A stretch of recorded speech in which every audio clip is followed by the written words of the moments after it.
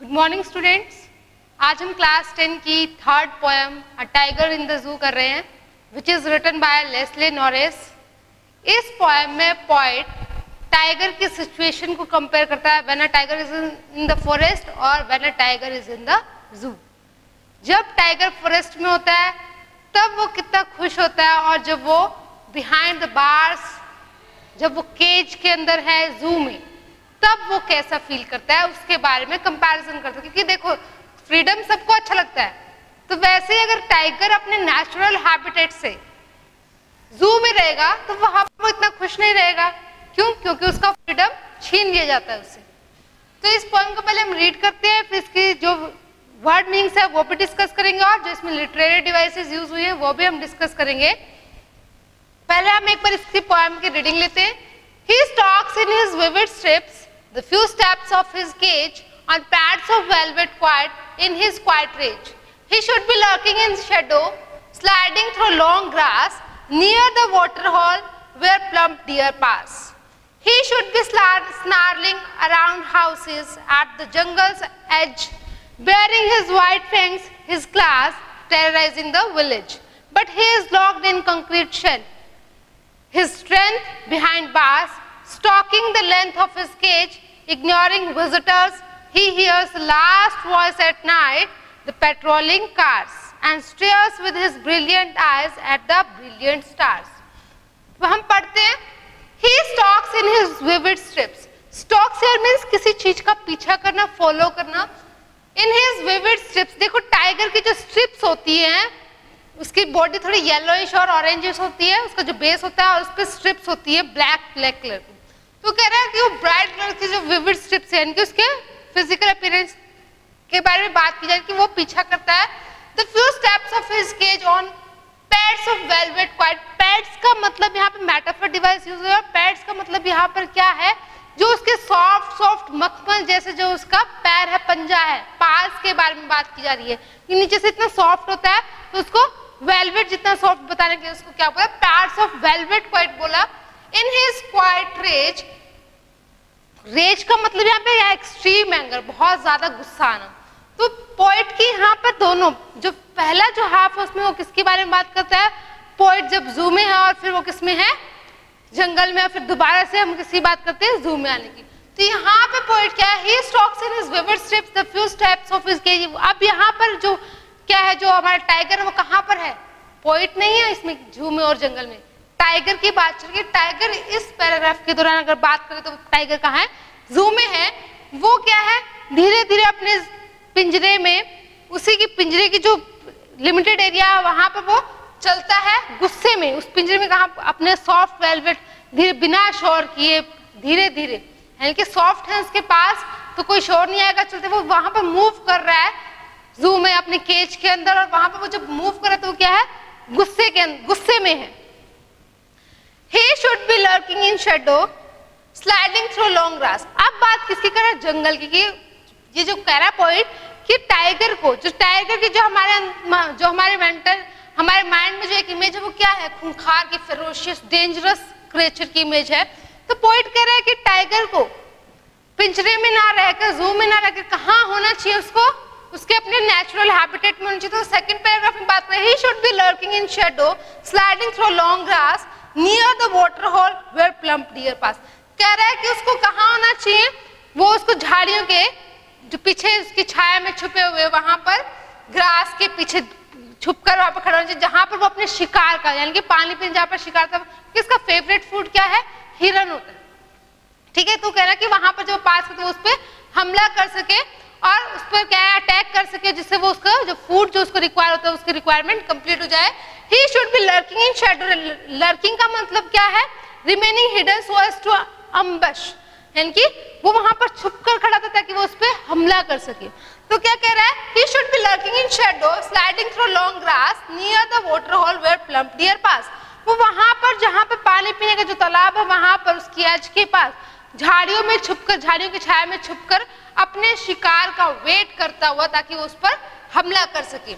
ऐसा टाइगर को होना चाहिए। लेकिन वो है कैसा, जू में है तो वो बहुत उदास सा है, वो अपना गुस्से को शो भी नहीं कर रहा है, कर पा रहा, वो उदास होकर क्या है, अपने उस लिमिटेड एरिया में मूव कर रहा है।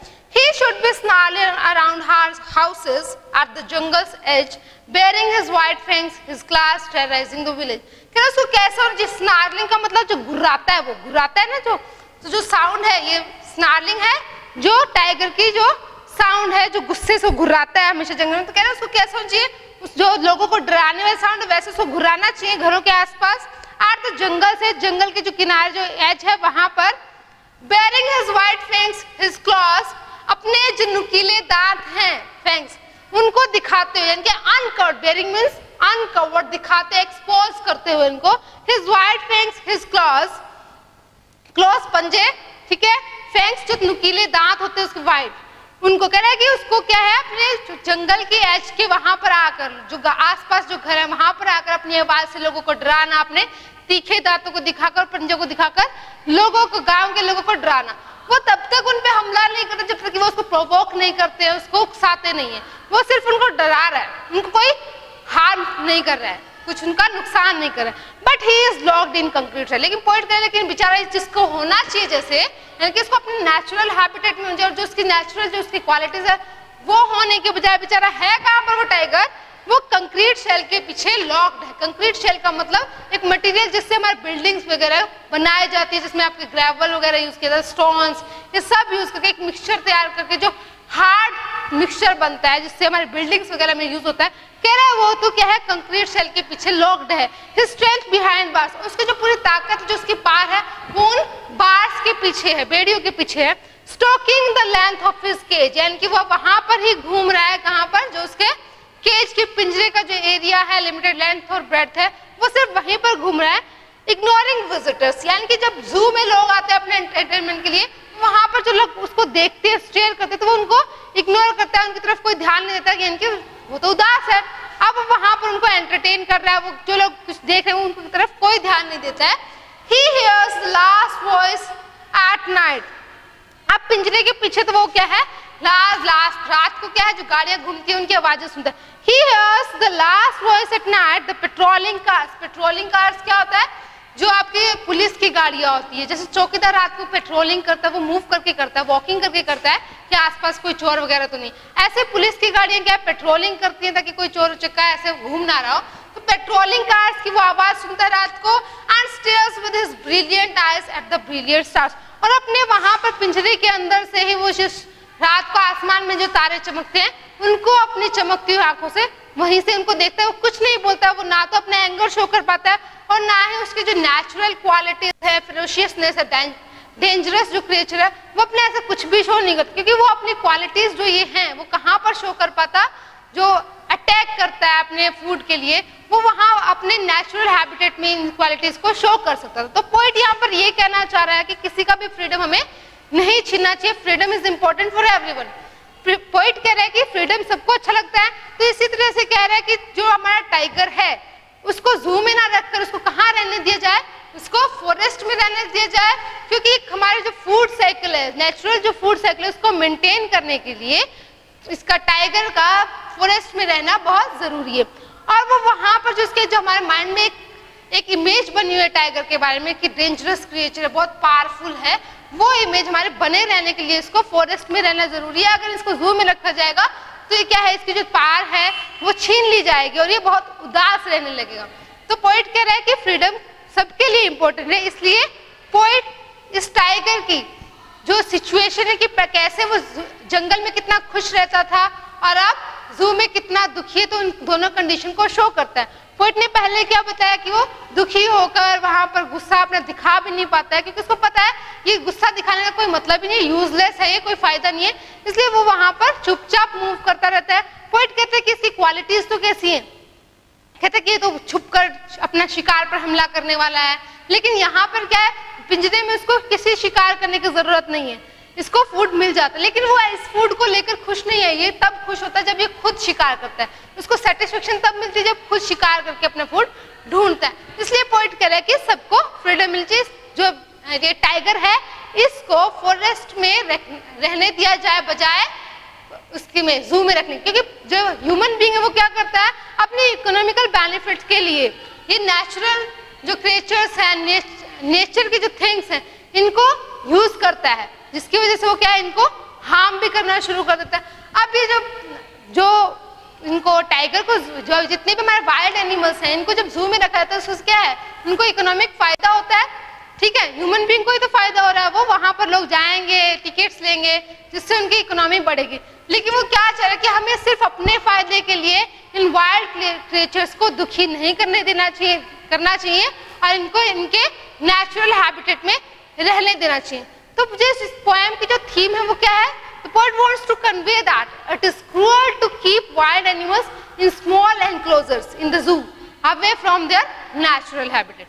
वो क्या कह रहा है, पोएट ये कन्वे करना चाहता है कि ये बहुत क्रूअल है, बहुत कायरता है, कि बहुत ज्यादा मतलब गलत है कि हम इन वाइल्ड एनिमल्स को इनके छोटे से जगह पर इनक्लोज करके रख देते हैं, बेचारों को एक लिमिटेड एरिया प्रोवाइड करते हैं, और इनके कहाँ से लाकर, इनके नेचुरल हैबिटेट से लाकर, ठीक है, जहाँ पर ये बहुत हेल्पलेस होते हैं, बहुत अनहैप्पी होते हैं, और गुस्से में भी होते हैं, उनको ऐसा फील होता है, और वो अपने पुराने रिमेंबर करते हैं किसको, अपनी लाइफ को, जो कि उनकी वहाँ कहाँ पर थी, उनके नेचुरल हैबिटेट में, नेचुरल उस इन्वायरमेंट को वो यहाँ पर याद करके दुखी रहते हैं। कौन, ये जो वाइल्ड एनिमल्स होते हैं वो।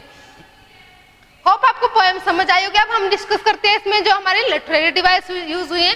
फर्स्ट ऑफ ऑल इसमें जो लिटरेरी डिवाइस यूज हुई है यानी कि राइम स्कीम। राइम स्कीम आपको पता होगा जो साउंड मैच करती है, फिर हम उसमें अल्फाबेट्स मेंशन करते हैं, जैसे स्ट्रिप्स, केज, क्वाइट, रेज। अब स्ट्रिप्स की साउंड एक ही है, फिर केज बी और क्वाइट की सी, तीनों की डिफरेंट है।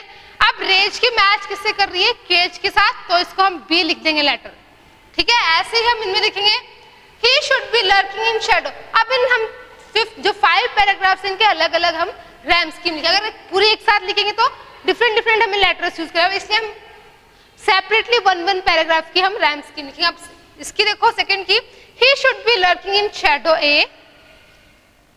sliding through long grass B, near the water hole C, where plump deer pass, यहाँ पे फिर से क्या गया B।